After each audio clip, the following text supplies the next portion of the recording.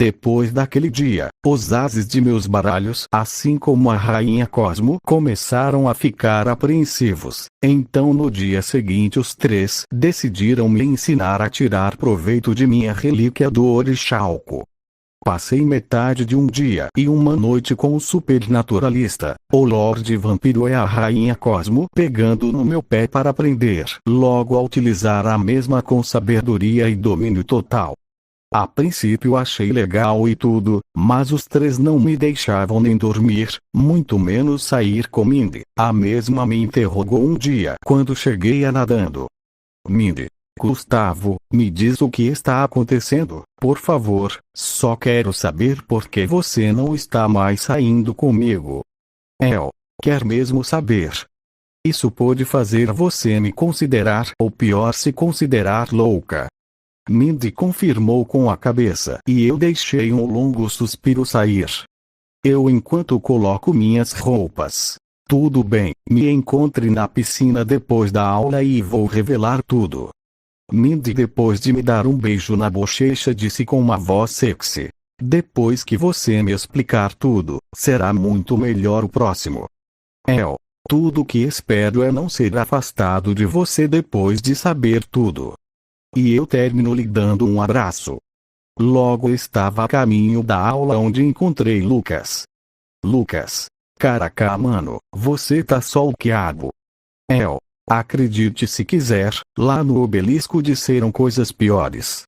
Lucas: enfim, o Jaden disse que iam fazer uma festa entre aspas, uma confraternização do tipo tire uma carta e conte sua história, mas posso adivinhar sua resposta só de ver seu estado.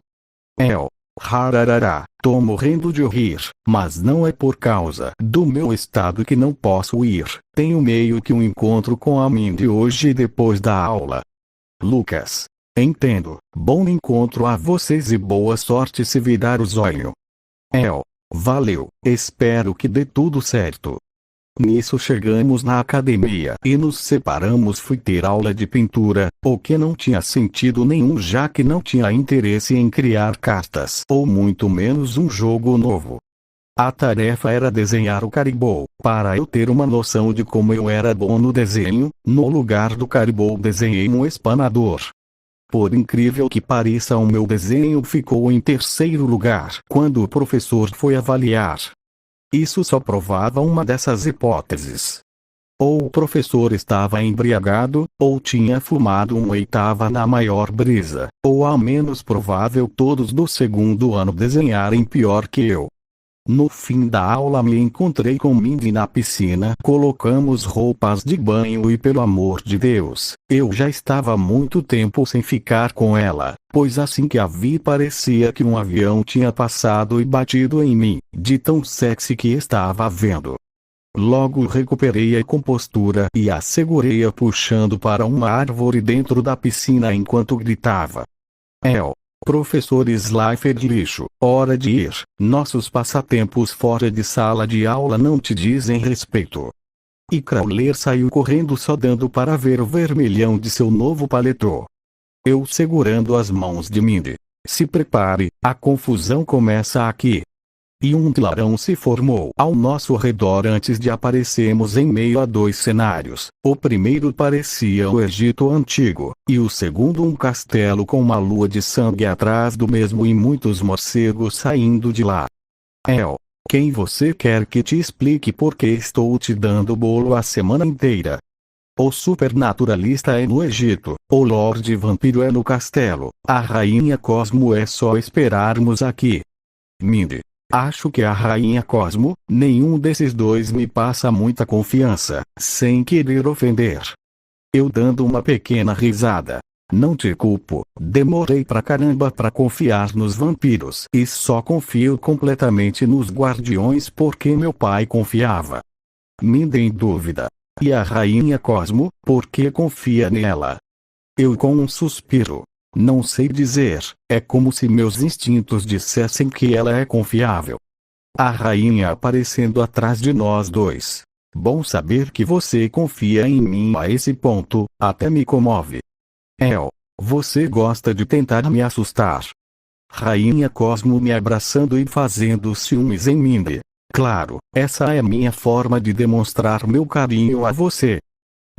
Se não se importa que eu diga, essa é uma forma bem estranha de demonstrar isso. Mas vamos voltar à fita um pouquinho e fazer o que viemos fazer. Ok? Rainha Cosmo concordando com a cabeça. Vocês dois venham até onde estou. Mindy até o momento achava tudo o que acontecia muito irreal e impossível. Os dois apareceram atrás de nós assustando Mindy. Vocês não precisam matar ela do coração. Mas é agora ou nunca. Vocês vão contar para ela o que eu estava fazendo esses últimos dias para ela não me dar um pé na bunda. As três entidades se entreolharam e quem resolveu falar sobre esse assunto foi a Rainha Cosmo. Rainha Cosmo, depois de um longo suspiro. Acredito que a culpa seja nossa querida Mindy. A conversa se estendeu por um tempo, mas quando os três terminaram de explicar o que estava acontecendo e voltamos ao dormitório no caminho, Mindy revelou ter uma surpresa. Ao abrir a porta do meu quarto fui tentar ligar a luz, porém Mindy me deu um tapa na mesma. Mindy, melhor não ter luz para o que estamos prestes a fazer. Só depois que Mindy me puxou para a cama que ficamos em êxtase até de manhã. Quando deu meio eu teve um bater de porta e alguém começou a esmurrar a porta do meu quarto e lembro que o supervisor novo havia se mudado pro quarto ao lado. Merda, a gente se fudeu. Mindy, como assim? Eu sussurrando. Regras de dormitório. Não é permitido mulheres no dormitório masculino sem permissão dele. Entra no armário. Eu abrindo a porta. Oi, posso ajudar, professor? Professor com um sotaque francês. Por que está acontecendo tanto barulho no seu quarto? Eu me fazendo de indignado. Você acha que homens não descascam a mandioca de tempos em tempos? Se não se importa, prefiro ter privacidade, por isso espero até a noite. Vai sair logo para acabar logo e o senhor voltar a dormir. Depois daquilo o clima havia ido embora e depois que Mindy saiu do armário nós apenas dormimos até refazermos nossa rotina diária. Mindy saiu e foi correr e eu fui nadar encontrando ela no lugar de sempre.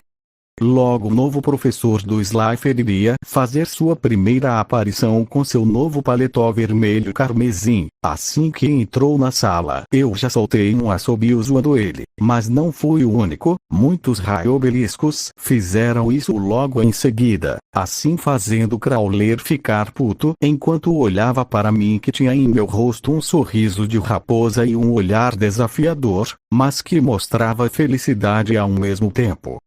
No fim da aula Lucas veio até mim para conversarmos. Lucas, você parece melhor. Se você soubesse o que aconteceu ontem.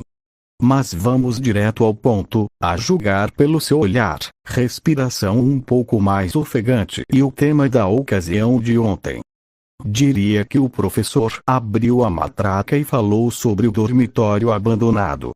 Agora você acha que o Jaden e os amigos vão pra lá, Lucas? Isso, queria pedir sua ajuda porque não quero que eles se metam em confusão. Ok, aposto que só está me pedindo isso por causa que o Jaden está na sua lista de adversários. Lucas, também é por isso, mas ninguém se motiva apenas por um fator.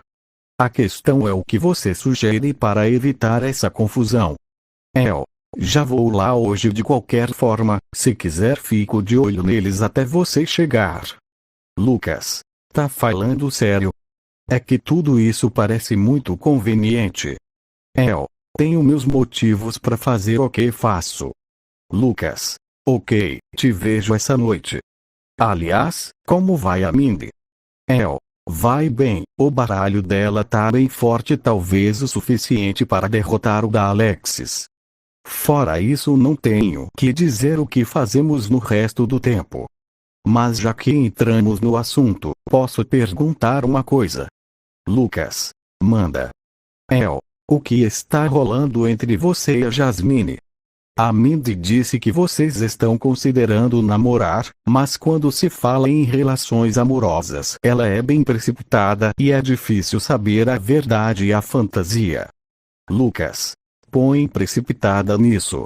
Só saímos uma vez e não nos conhecemos nem há uma semana, mas ela parece legal, talvez eu possa considerar no futuro, mas não quero me precipitar. Eu dando um suspiro e fazendo sinal de despedida. Você que sabe, mas vai logo, ou vai perder a chance. O resto do dia se tornou um caos na minha cabeça, corpo e alma. Estava arrumando meus baralhos quando o chefe dos coveiros me chamou para conversar. Chefe dos coveiros. Gustavo, tenho uma notícia que pode ser boa ou ruim dependendo do seu ponto de vista. Lá vem pepino para eu resolver, mereço. Chefe dos coveiros. Bom, vou explicar o porquê de seu pai ter desaparecido há alguns anos e depois lhe dar a oportunidade de se juntar a ele. Eu com uma expressão séria. Pode falar. Chefe dos coveiros. O nosso baralho tem uma condição para ser usado. Se o portador fizer 17 anos e continuar a nos usar, ele deverá se tornar um guardião dos túmulos quando seu filho alcançar seus 6 anos. Se não, ele ficará com um de nós em seu baralho e não será obrigado a nada, mas o baralho deve ser devolvido ao Egito às mãos de uma família que guarda o túmulo do faraó. Resumindo, ano que vem eu escolho um de vocês e dou o resto do baralho para a família Ishtar. Chefe dos coveiros. Sim, seus laços com o baralho dos guardiões das tumbas será cortado. É triste, mas fazer o quê? Eu preciso fazer outro baralho, eu acho. Depois disso fui fazer treinamento de combate desarmado onde achei Zeine e alguns outros obeliscos, porém a maioria eram Slayers. Decidi perguntar por que estavam lá e as respostas foram praticamente iguais. Abre aspas. Para vocês do obelisco pararem de pegar no nosso pé. Depois daquilo eu percebi que cada um dos dormitórios era julgado de diferentes formas. Obelisco, os maldicinhos privilegiados que fazem bullying, Slayers, os preguiçosos, menos mal era o Ra que eram o sabe-tudo. Jaden apareceu e começou a tentar abaixar o ânimo dos Slayers. Jaden. Galera, ele nos defendeu quando Crawler não era nosso supervisor, vamos parar de dar piti então, ok? Enquanto os Slayers foram para o outro lado. Não precisava me ajudar. Jaden. Eu sei, mas eu quis, principalmente para agradecer. Pelo que? Não lembro de ter feito nada por você. Jaden. O chanceler veio falar comigo mais cedo e disse que você foi me indicar para o Ra. Eu interrompendo. Correção, fui indicar você e seu amigo pro Ra. Se não tivessem potencial não faria nada disso, mas disse que ele deveria desafiar vocês de alguma forma para irem para o Ra. Espero não estar errado quanto a vocês. Jaden relaxado. Só fica calmo e conta com a gente. Duelos são para ser divertidos, não um pesadelo como uma risada debochada. Você não viu o baralho da minha mãe? Jaden. Que tal me falar sobre ele hoje à noite? Fiquei sabendo pelo Lucas que vocês estão indo no dormitório abandonado. Nós vemos lá. Tenho algumas coisas para fazer lá perto, então vejo vocês lá. O resto do dia fiquei pensando em como fazer um baralho substituto sem me machucar como foi das outras vezes, mais especificamente com os dragões. Eram umas 11 e tantas da noite e eu estava saindo, porém, antes de realmente sair do perímetro do dormitório, peguei a carta da assassina dos guardiões do túmulo e a chamei fazendo a mesma aparecer em minha frente. Assassina ajoelhada. Qual é o serviço, senhor? Segue primeiro serviço pare de me chamar de senhor. Assassina. Ok mais. Me siga e coloque sua adaga contra a luz da lua se emboscar alguém suspeito. Dessa vez, não é para matar. Fique apenas na parte de fora do dormitório, se precisar de você vou te chamar de volta. Assassina antes de pular na mata. Muito bem. Logo Alexis apareceu e fomos em direção ao dormitório abandonado. Chegamos lá e nós começamos a rezar. Ao fim ouço a garota loira me chamar. Alexis. Bunny, você sabe para quem eu rezo, mas nunca disse nada sobre a pessoa que você vem rezar aqui. Quem era? Vocês eram próximos? É minha irmã, e não éramos tão próximos assim. Eu tinha 6 anos e ela já estava viajando o país em torneios com um baralho bem diferente, agora nem lembro direito.